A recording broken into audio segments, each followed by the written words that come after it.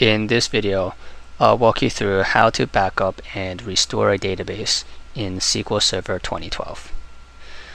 To backup a database, first launch Management Studio and connect to your server instance. Then expand databases and right-click on the database that you want to backup. Go to Tasks and click on Backup.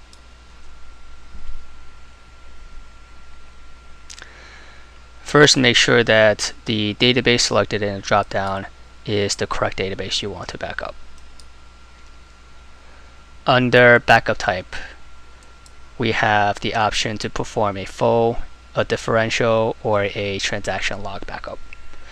A full backup backs up the entire database, including the transaction log. It includes all the data in the database. But the problem with full backups is that the larger a database gets, the longer it takes for these backups to complete. And also the size of the backup file becomes larger. So we have the option to create differential backups. Now this type of backup, it only backs up the data that was changed since the last full backup. Since it's only taking the changes, these differential backups are usually much smaller and run faster. For the transaction log backup option, this backs up the contents of your transaction log, and it backs up everything since the last time the transaction log was backed up. The transaction log contains all the transactions executed against the database since the last time it was backed up. This gives you the ability to recover the database to a specific point in time.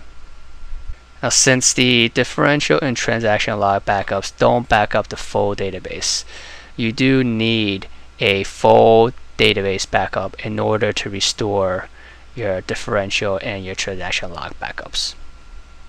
For our backup, we'll select full and specify the location where we want to store the backup.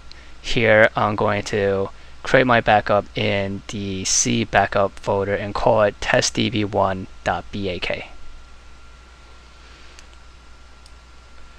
Click OK and it'll create the backup for us. So now if we go to the backup folder under C backup, we see that it just now created our testdb.back.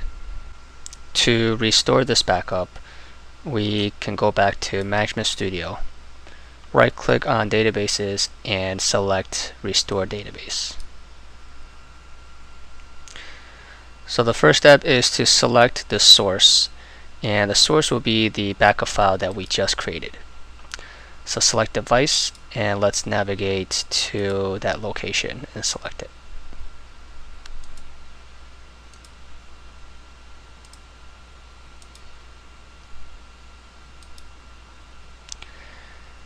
The next step is to specify the destination, and by default it's going to keep the original database name testdb1, and if you leave it like this, it's going to restore over this database. If you don't want to wipe out this database, what you can do is restore as a different database name. So we can restore as testdb2, and the other thing is we need to change the physical file name for testdb2. So click on Files, and under Restore As, if we scroll all the way to the right, you'll see that the physical file name is testdb1.mdf. We just want to change that to testdb2.mdf, and the same thing for the log file, testdb2_log.ldf. And once you have that, we're set, and we could click OK to begin the restore. Now if you go back to Management Studio and refresh databases, you'll see that both testdb1 and testdb2 are available for you to use.